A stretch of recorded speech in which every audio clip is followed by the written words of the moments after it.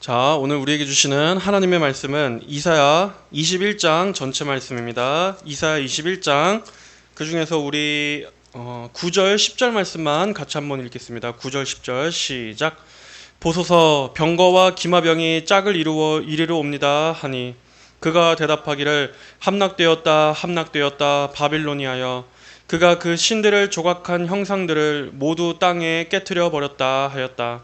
내가 짓밟은 너여, 내가 타작한 너여, 내가 이스라엘의 하나님 만군의 여호와께로부터 들은 것을 너희에게 알린다. 아멘.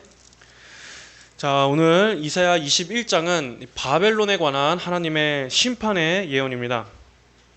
바벨론에 관해서는 이미 앞선 13장, 14장에서도 이미 말씀하신 적이 있습니다. 그런데 여기 21장에서도 또 다시 한번 바벨론에 대한 심판을 말씀하고 계십니다. 앞에서의 예언과 또 오늘 여기 21장에 나오는 이 두 번째 예언에는 어떤 차이가 있습니까? 13장에서의 심판 말씀은 바벨론이 멸망하게 된 원인, 즉 바벨론의 교만함에 집중했다면 21장에서는 하나님께서 바벨론을 메대와 바사 연합군을 통해 멸망시키시는 이 하나님의 주권이 좀 더 강조된다고 할 수 있습니다. 남유다는 아수르의 위협 앞에서 하나님이 아닌 애굽을 더 의지했었습니다. 하지만 애굽은 남유다에게 결코 구원이 될 수 없었습니다. 오히려 애굽은 기원전 670년경에 아수르의 에살핫돈 왕에 의해 애굽은 패망하게 됩니다. 하지만 그럼에도 남유다는 하나님을 의지하지 않고 이번에는 당시에 떠오르는 신흥 국가였던 바벨론을 의지합니다. 유다 왕 히스기야 왕 때는 아수르에 대항하기 위해서 당시 바벨론 왕이었던 무로닥 발라단에게 우호적인 정책을 시행합니다. 하지만 유다의 그런 기대에도 불구하고 바벨론은 아수르에게 패하게 됩니다. 물론 나중에는 바벨론이 다시 아수르를 멸망시켜서 본격적인 바벨론 제국의 전성기를 맞이하게 되지만 그건 역시도 결과적으로 유다에게는 전혀 좋은 일이 되지 못했습니다. 오히려 결국 나중에는 바벨론이 감추어두고 있던 발톱을 꺼내들어서 유다를 집어삼키고 유다 백성들을 포로로 끌고 가버릴 것이기 때문입니다. 그래서 하나님께서는 이사야 선지자를 통해서 오직 유다가 하나님만 바라보기를 계속해서 선포하게 하셨습니다. 그래서 여기 오늘 21장에서는 이 바벨론 역시도 결국 나중에 메대와 바사에 의해 멸망하게 될 것을 말씀하심으로써 바벨론에게 소망을 두고 바벨론을 의지하는 것이 얼마나 어리석은 일인가 하는 것을 깨닫도록 하시는 것입니다. 이사야 선지자에게 오늘 이 말씀을 주셨을 당시에 아직 바벨론은 두각을 나타내기도 전인 작은 신흥국에 불과했습니다. 오히려 이때는 여전히 아수르가 큰 위세를 떨치던 때였습니다.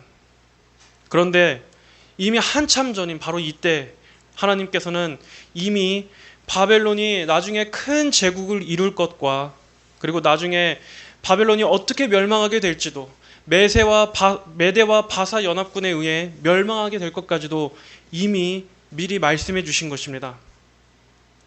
이것을 통해 우리는 무엇을 알 수 있습니까?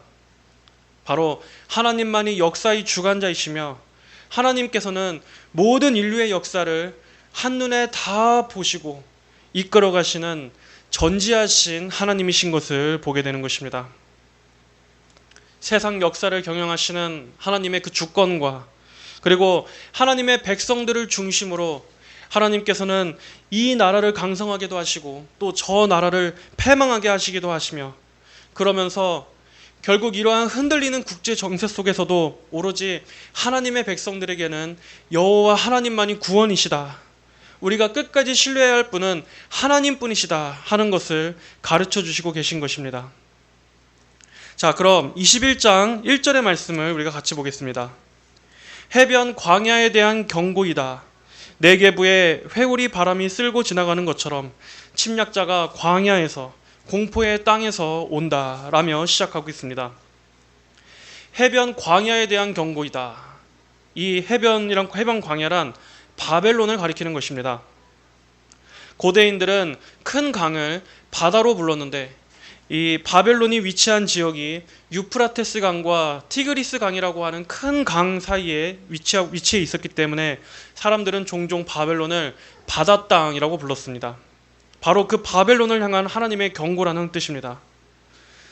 자, 그런데 특별히 여기 해변 광야라고 표현하신 의도는 무엇입니까? 물론 여기서 말씀하고 있는 해변 광야가 우리가 알고 있는 그 해수욕장의 모래사장을 말하는 것은 아닐 겁니다. 바로 티그리스 강 그 서쪽 지역에 있던 돌과 이런 바위가 많던 황무지를 가리키는 것입니다. 하지만 이 영적으로 해변 광야란 바벨론이 이렇게 풍족한 강 속에서 융성한 문명을 세웠을지라 할지라도 결국에는 광야와 같이 황무지가 될 것이다, 황폐해질 것이다 라는 의미를 담는 것입니다. 아무리 화려한 문명도 이렇게 광야처럼 다 쓸려가고 허무해질 것이라는 하나님의 심판이 담긴 의도적인 표현입니다. 자, 그리고 다음으로 네게부에 회오리 바람이 쓸고 지나가는 것처럼 침략자가 광야에서 공포의 땅에서 온다고 말씀하셨습니다. 이 네게부 회오리 바람이란 아라비아 사막에서 불어오는 돌풍을 말합니다. 근데 갑작스럽게 몰아치는 것이 이 회오리 바람의 특성이었습니다. 바로 그러한 돌풍처럼 바벨론의 적들이 쳐들어올 것인데 그것이 광야에서 그리고 공포의 땅에서 온다고 말합니다. 이렇게 표현함으로써 뭔가 정체를 알 수 없는 두려운 그러한 뭔가가 돌풍처럼 갑작스럽게 임한다 하는 그러한 분위기를 고조시키고 있습니다. 하나님의 심판이 이처럼 급하고 강하고 신속하게 임할 것입니다. 또 2절에 끔찍한 환상이 내게 보였다. 이사야 선지자는 하나님의 계시를 환상으로 보게 되었습니다. 자, 여기서 보았다라는 것은 어떤 물체를 밝은 빛 아래에서 비춰봐서 그 물체의 정체가 아주 확연하게 정확하게 드러내는 것을 말합니다. 바벨론을 향하신 하나님의 계획이 어떠한가를 이사야는 환상으로 보게 되었습니다. 하지만 그것은 아주 끔찍하고 잔혹한 것이었습니다. 바벨론에게 임할 심판이 한 사람의 인간으로서 보기에 너무나 비참하고 처절할 것이기 때문입니다. 그래서 이사야는 그 환상을 끔찍하다라고 표현하고 있습니다. 배신하는 자는 배신하고 파괴하는 자는 파괴한다. 바벨론의 멸망의 날에 그 나라의 통치와 치안이 완전히 무너져서 이러한 아비규환이 펼쳐지게 될 것을 말씀합니다. 사람들 간에 살기 위해서 서로 속고 속이고 빼앗고 약탈하고 파괴하는 이러한 일들이 벌어질 거라는 말입니다. 엘람아 공격하여라, 메대아 포위하여라. 여기서 바벨론을 멸망시킬 그 적들의 정체가 드러납니다. 바로 엘람과 메대입니다. 즉 여기서 엘람은 페르시아를 말합니다. 성경에서 바사라고 말하는 나라입니다. 이 바사와 메대의 연합군이 바벨론을 멸망시킬 회오리 바람입니다. 여기서 페르시아를 엘람이라고 부르는 이유는 이 엘람은 페르시아의 항구 이름인데 사람들에게는 페르시아보다는 엘람이라는 지명으로 더 알려져 있기 때문에 여기서는 대표적으로 엘람이라고 말하는 것입니다. 이 페르시아는 오늘날의 이란을 가리킵니다. 그리고 또 메대는 엘람의 북동쪽 카스피의 서남쪽에 위치한 고대 국가였는데 이 메대는 오랫동안 아수르의 통치 아래 있었지만 아수르의 멸망 후에 본격적으로 세력을 확장하기 시작했습니다. 그렇게 한창 번영을 구가하던 중에 기원전 550년경에 바사왕 고레스에 의해서 페르시아에 복속된 후에 이 바사는 메대는 페르시아와 함께 바벨론을 함께 침공하게 되는 나라가 됩니다. 이 바사와 메대 연합군이 바벨론을 향하여 공격하고 성을 포위하게 될 것을 예언하는 것입니다. 자, 그리고 2절 마지막에 모든 탄식을 내가 그치게 하겠다라는 말씀은 이제 바벨론의 멸망으로 인해서 근동 주변국들이 안도하게 될 것을 예언하는 것입니다. 이렇게 강대국들이 일어서고 또 그들이 침략 전쟁을 벌이도록 허용하시는 것도 다 하나님의 주권이고 이렇게 강성하던 제국이 하루아침에 무너져서 다시 그 근방에 평화가 찾아오게 하시는 것도 다 하나님의 주권에 속한 일입니다. 역사적으로 이러한 평화의 때가 있기도 하고 또 얼마 지나지 않아 격동의 때가 불어닥치고 잠깐 동안 안정 상태에 있다가도 다시 언제 그러냐는 듯이 서로가 서로를 국가가 국가 간에 서로 원수지간이 되는 일들도 얼마든지 있는 것입니다.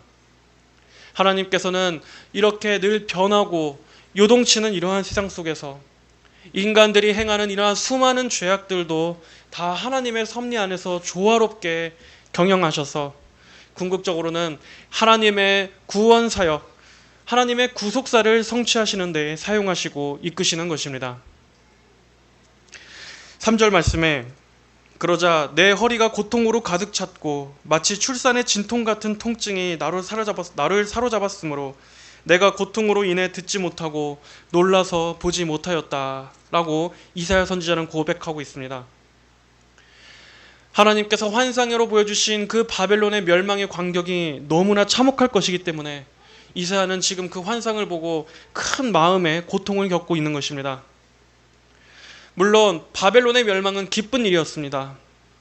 하나님의 백성들을 고통스럽게 했던 바벨론이 멸망하는 것은 기쁜 일이었지만 또 한편으로는 그로 인해서 수많은 생명들이 죽어나가게 되고 비참한 참극이 벌어지게 되는 것을 이사야 선지자는 지금 한 인간으로서 안타까운 연민의 감정을 느끼고 있는 것입니다.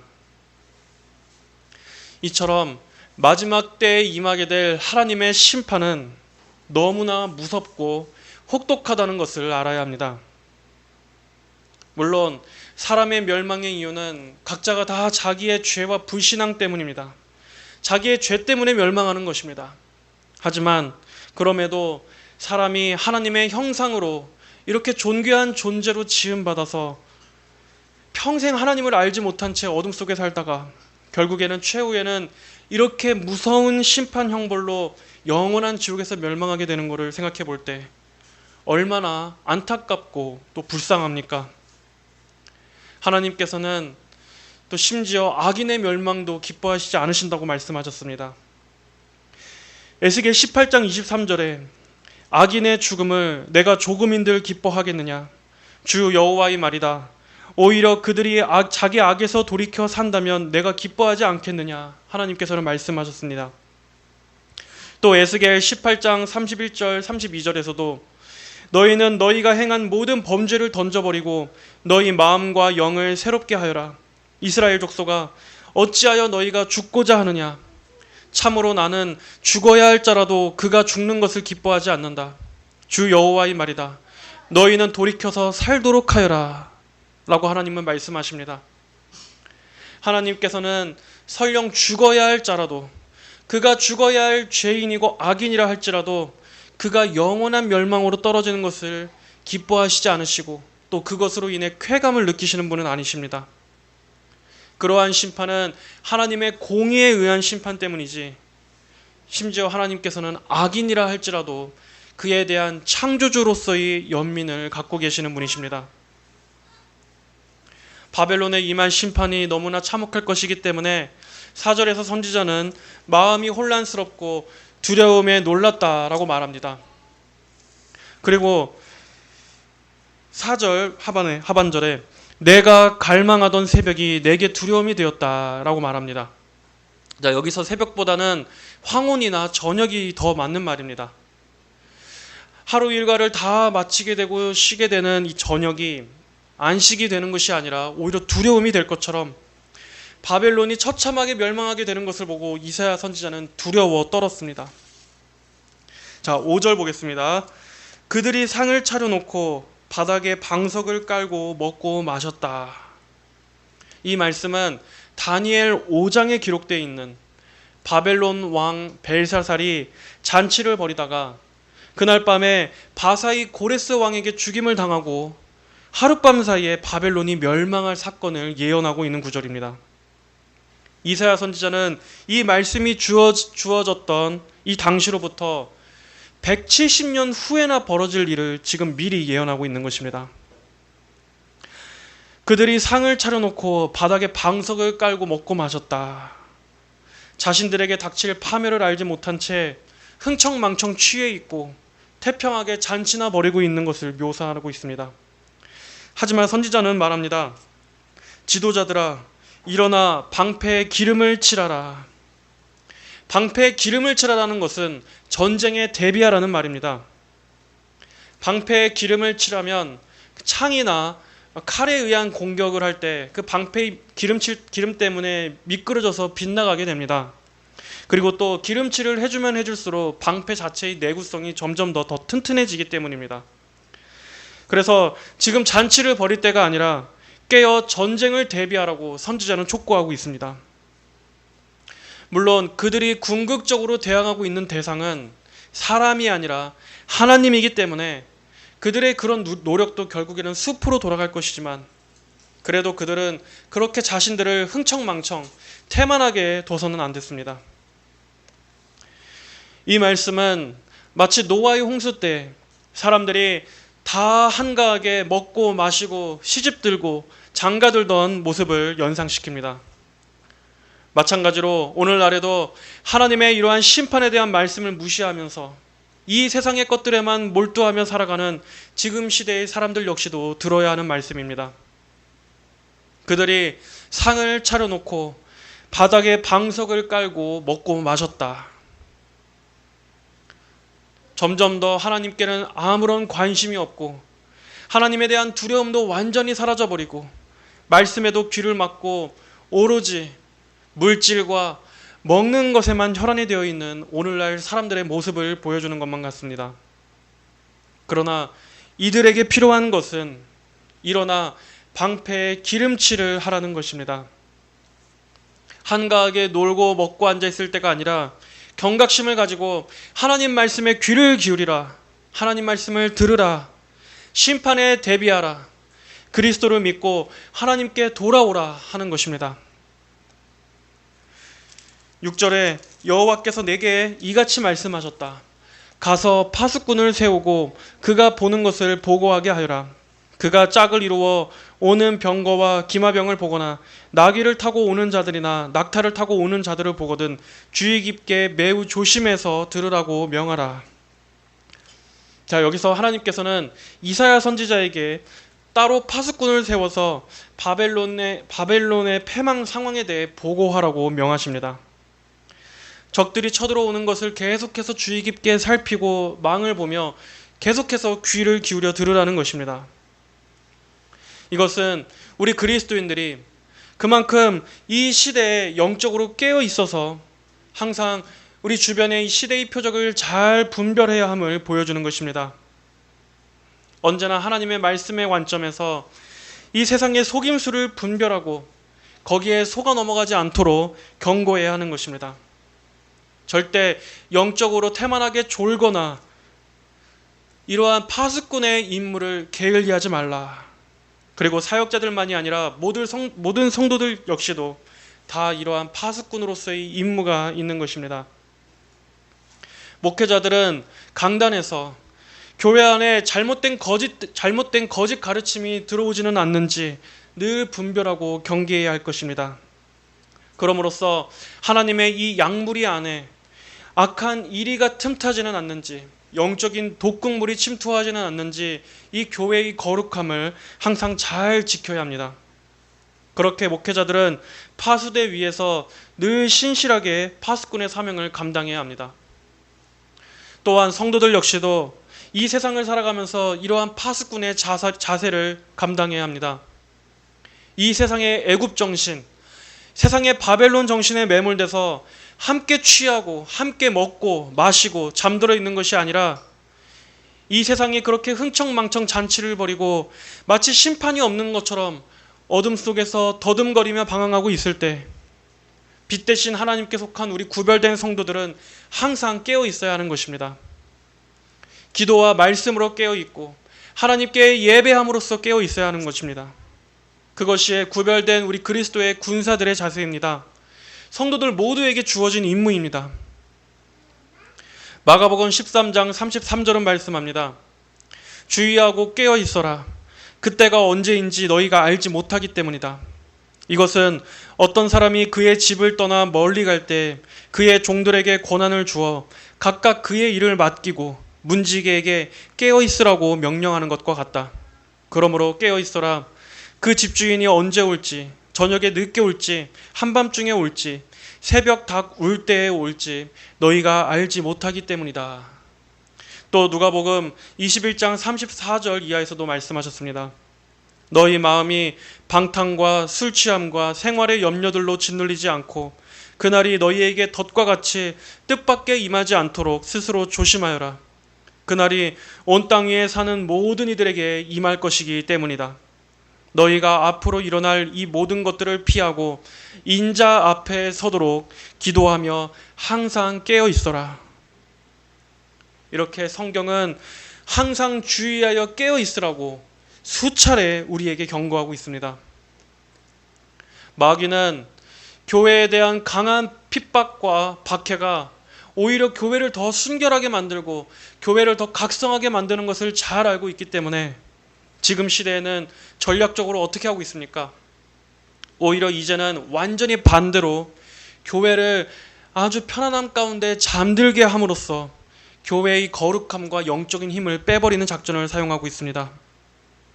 또 교회 안에 있는 사람들로 하여금 하나님 외에도 수많은 유혹거리, 수많은 재밌거리, 수많은 이 세상에 빛나는 것들로 교회 안에 있는 성도들의 눈을 다른 곳으로 돌리고 관심을 빼앗고 있습니다. 그래서 성도들이 자신들에게 주어진 파수꾼으로서의 임무를 망각해버리고 이 세상 속에서 태만하게 잠들기를 바라는 것입니다. 그리고 그 전략은 아주 효과적으로 잘 먹혀 들어가고 있다는 것을 우리가 오늘날 보고 있지 않습니까? 그렇기 때문에 더더욱 우리 성도들은 내 영혼이, 나의 이 영혼이 잠들지 않기를 부단히 주의해야 합니다. 교회와 성도들이 잠든 결과 오늘날 이 세상이 얼마나 어둠과 악으로 번성하고 있습니까? 참된 성도라면 절대로 이 세상에서 편안하게 잠들 수가 없습니다. 우리의 최종적인 안식처는 천국이기 때문에 그 참된 안식처에 안전히 도착하기 전까지는 성도는 이 땅에서의 안식을 바라지 않고 이 시대의 표적을 경계하는 일을 부지런히 해야 하는 것입니다. 다시 본문 8절을 보겠습니다.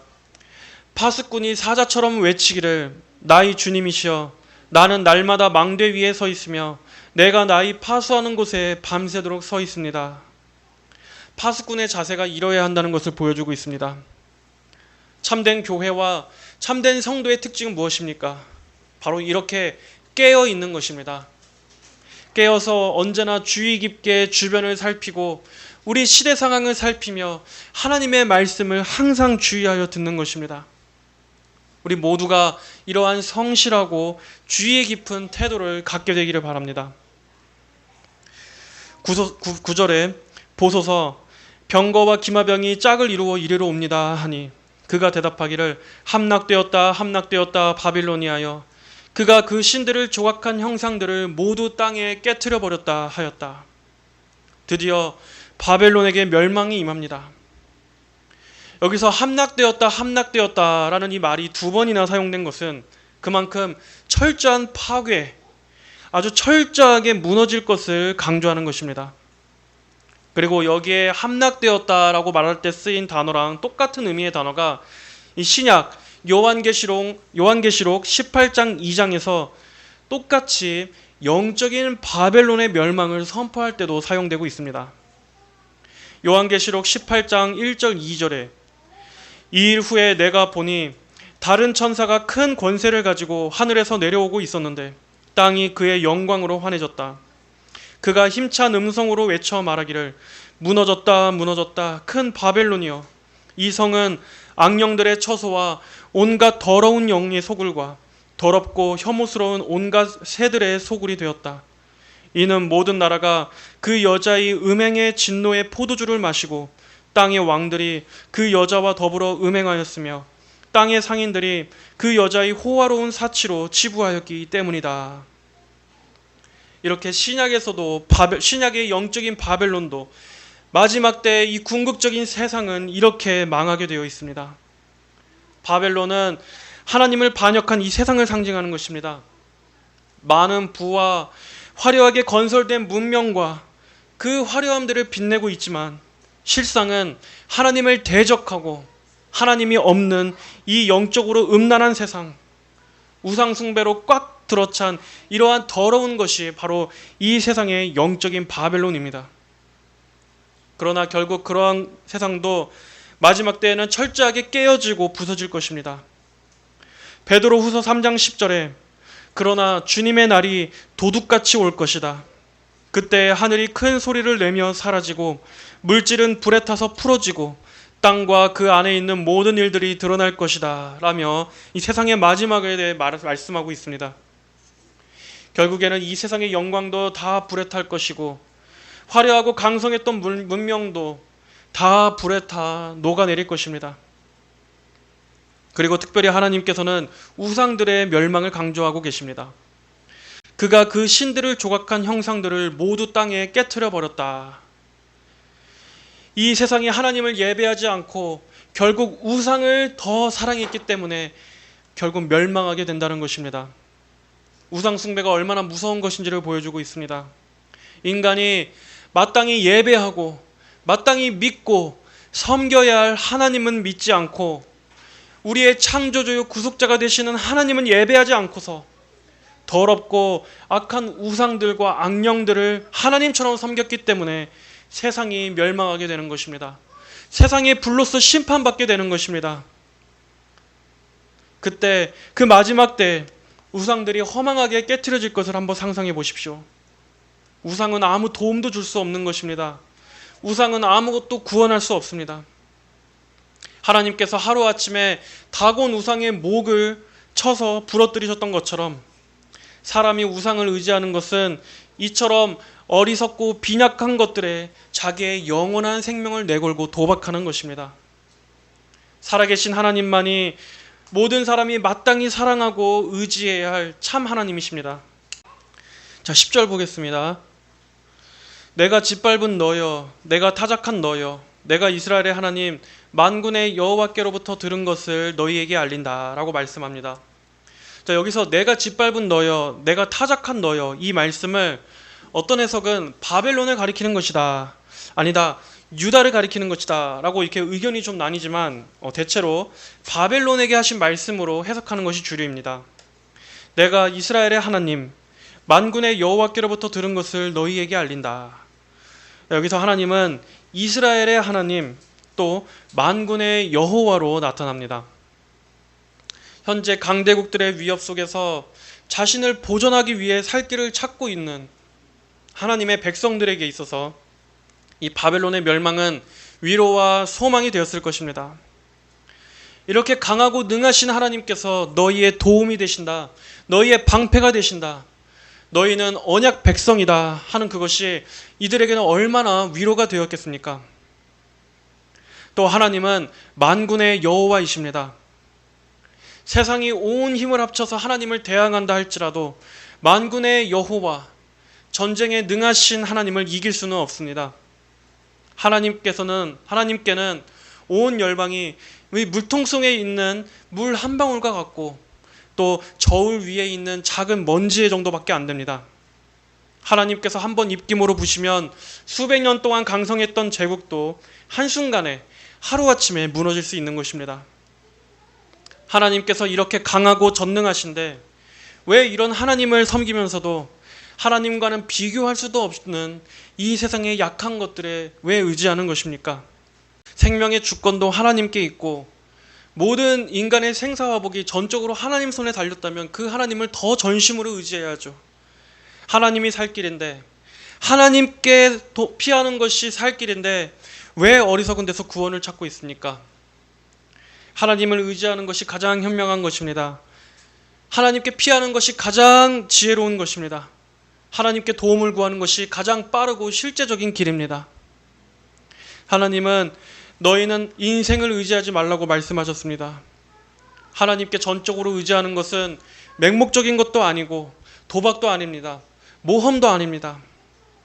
하나님이 능력이 하나님이시기 때문이고 또 하나님은 능히 우리를 도우실 수 있는 유일한 분이시기 때문에 우리의 참된 구원자이시기 때문에 하나님께 피하는 것이야말로 가장 안전하고 지혜로운 것입니다. 가장 확실한 것입니다. 성도 여러분, 우리가 이렇게 매주마다 선지서의 말씀을 들으면서 정작 하나님께 의지하는 믿음이 실제적으로 자라지 않는다면, 우리의 믿음이 여전히 제자리라면 이렇게 말씀을 듣는 것도 아무런 쓸모가 없습니다. 실제적으로 우리의 삶 속에서 하나님을 믿는 그 믿음이 자라나야 하는 것입니다. 지금까지는 자꾸 세상에게, 자꾸 사람에게, 그리고 자꾸 인간적인 방법에 기댔다면 이제는 그래, 하나님을 의지하자.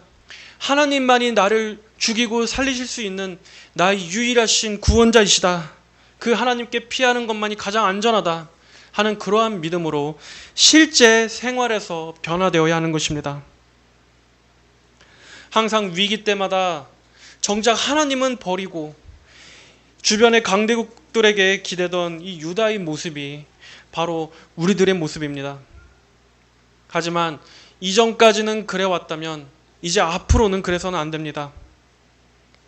하나님께서 이스라엘의 주변 열국들을 심판한 것을 보십시오. 그리고 마지막에는 뭐만 남습니까? 하나님의 백성들을 끝까지 지켜주시는 하나님만 남습니다. 하나님의 언약만 남는 것입니다. 물론 하나님의 백성들도 징계를 당했습니다. 이들도 포로로 끌려갑니다. 그러나 그럼에도 하나님의 백성들은 하나님에게서 완전히 끊어지지는 않습니다. 그리고 그 언약은 그리스도 안에서 오늘날 우리에게까지 미쳤습니다. 그리고 앞으로 세상의 마지막 날 때까지도 결코 하나님의 이 구원은 끊어지지 않을 것입니다. 세상 제국은 다 심판받아서 사라졌지만 하나님의 구속 계획은 결코 끊어지거나 중단되지 않고 지금도 계속되고 있는 것입니다. 하나님께서는 어제나 오늘이나 동일하시며 오늘도 말씀하신 대로 하나님의 자녀들의 유일한 구원이 되십니다. 우리의 안전한 피난처가 되십니다. 우리 성도들은 이 수많은 우상의 세상 속에서도 오직 우리의 하나님만 철저하게 의지하며 신뢰해야만 합니다. 자, 하나님께서는 10절까지에서는 바벨론에 대한 심판의 말씀을 하신 후에 이제 11절부터는 두마, 즉 에돔과 아라비아, 그리고 게달에 관한 예언을 주십니다. 11절에 두마에 관한 경고이다. 누군가 세일에서 나를 불러 파스쿠나 밤 몇 시냐, 파스쿠나 밤 몇 시냐 하니 파스꾼이 대답하기를 아침이 오니 밤도 올 것이다. 너희가 묻고 싶거든 돌아와서 물어보아라 하였다. 자, 두마에 대한 경고이다. 여기서 두마는 에돔 족속을 말하는 것인데 에돔은 야곱의 형 에서의 후손들이 세운 나라입니다. 이렇게 에돔은 이스라엘과 역사적으로 깊은 관계가 있었지만 이들은 기회가 있을 때마다 항상 유다를 못살게 굴었습니다. 바벨론이 유다를 침공했을 때 이 에돔은 같은 형제로서 유다를 돕지는 못할 망정에 오히려 바벨론과 함께 공모해서 유다를 침공하기까지 했던 나라였습니다. 그런 에돔의 멸망을 예언하고 있습니다. 파스쿠나 밤 몇 시냐, 파스쿠나 밤 몇 시냐 하고 물은 것은 여기서 밤은 외세의 지배를 당하는 기간을 말하는데 그렇다면 아침은 무슨 뜻이겠습니까? 외세의 지배에서 벗어나 해방이 되는 구원의 때를 말하는 것입니다. 하지만 그 파스쿠는 어떻게 대답합니까? 아침이 오니 밤도 올 것이다. 이 애매한 대답은 어떤 의미입니까? 장차 바벨론의 멸망으로 인해서 에돔에게도 잠시 해방의 때가 오겠지만 결국에는 바사 제국, 이 페르시아 제국의 속박으로 다시 들어가게 되는 이러한 밤의 때가 또 올 것이라는 얘기입니다. 이렇게 하나님의 긍휼을 입지 못한 자들에게는 절대로 그들은 빛을 보지 못하고 어두운 밤만 계속된다는 것을 우리는 배울 수 있습니다. 또 13절은 아라비아에 대한 경고입니다. 13절 아라비아에 대한 경고이다. 드단의 대상들아 너희는 아라비아의 수풀에서 유숙할 것이다. 여기서 드단은 아라비아 남부에 있는 지역 이름이고 또 다음 절에 나오는 14절에 대마는 아라비아 북부에 있는 곳입니다. 대마 땅의 주민들아, 목마른 자들에게 물을 가져다 주고 빵을 가지고 피난하는 사람들을 영접하여라. 이는 그들이 칼날을 피하며 뺀 칼과 당긴 활과 전쟁의 고난으로부터 도망하였기 때문이다 라고 예언하고 있습니다. 이 드단과 대마 지역은 무역업으로 인해 경제적으로 아주 풍요로웠던 지역이었습니다. 그랬던 아라비아가 어떻게 됩니까? 결국 전쟁으로 인해서 이 통행로에서 쫓겨나 숲을 가운데 몸을 숨겨야만 하는 그러한 처지로 전락하게 될 것을 말씀하고 있습니다. 그리고 역사적으로 이 일은 아스로 왕 사네립이 아라비아를 침략한 때를 가리키는 것으로 보고 있습니다. 자, 이제 마지막 16절 17절을 보겠습니다. 주께서 이같이 내게 말씀하셨다. 품꾼이 일할 기한을 1년으로 정하듯 1년 안에 게달의 모든 영광이 사라질 것이니 게달 자손의 용사 가운데 활 쏘는 사람의 남은 수가 적을 것이다. 여호와 이스라엘의 하나님께서 말씀하셨다. 게달 족속은 이스마엘의 둘째 아들인 게달의 후손들입니다. 게달 족속들은 활을 잘 쏘는 것으로 아주 유명했습니다. 이들도 화려한 문명과 또 예술과 강한 힘을 자랑했던 민족이었지만 결국 하나님의 심판에 의해 어떻게 됩니까? 1년 안에 게달의 모든 영광이 사라질 것이라고 말씀합니다. 이 1년은 문자적인 1년이 아니라 그만큼 지극히 짧은 시간 안에 그들의 영광이 쇠할 것이고 강한 자들도 전쟁으로 죽어서 다 거의 전멸하게 될 것이라는 뜻입니다. 그리고 오늘 21장의 마지막은 어떻게 마무리되고 있습니까? 여호와 이스라엘의 하나님께서 말씀하셨다.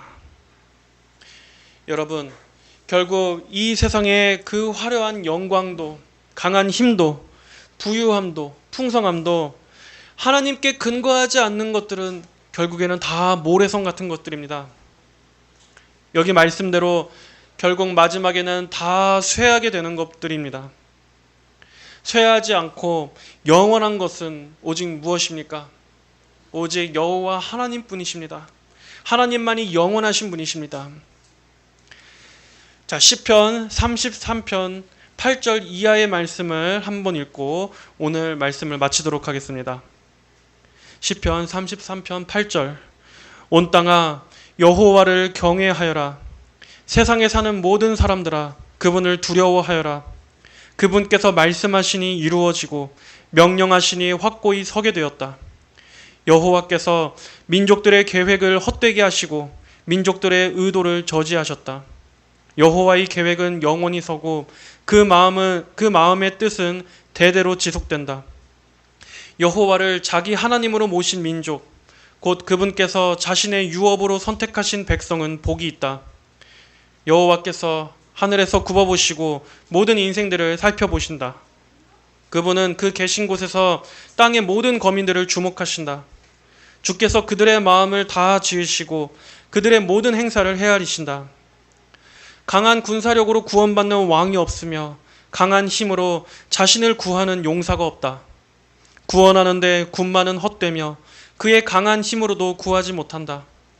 보아라, 여호와의 눈은 그분을 경외하는 사람들 위에 곧 그 인애를 기다리는 사람들 위에 있다. 그들의 목숨을 죽음에서 구해주시고 기근 때에 그들을 살려주신다. 우리의 영혼이 여호와를 기다리니 그분은 우리의 도움이시며 우리의 방패시다. 우리 마음이 주님을 즐거워하니 우리가 그분의 거룩한 이름을 신뢰하기 때문이다. 성도 여러분, 우리가 믿는 하나님은 이처럼 크고 강하신 분이십니다. 하나님을 신뢰하는 자에게만 안전과 복이 있습니다. 하나님께서는 오늘도 살아계시고 또 그분께 피하는 자들은 부끄러움과 수치를 당하지 않고 때에 따라 도우시는 하나님의 전능하신 은혜로 인해 그들은 어떠한 상황 가운데서도 건짐을 받게 될 것입니다.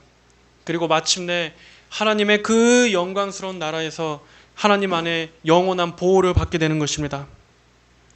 이것을 우리 모든 성도 여러분들은 항상 기억하시면서 남은 한 주도 하나님만을 경외하시고 하나님만을 신뢰하시고 하나님과 함께 동행하시는 우리 모든 성도 여러분들이 되시기를 주님의 이름으로 축복합니다. 다 함께 기도하시겠습니다. 하나님 아버지 감사합니다. 하나님 오늘도 주 이사야 말씀을 통해 오직 주님만이 우리의 유일한 구원과 도움이 되신다는 것을 우리가 듣고 살펴보았습니다.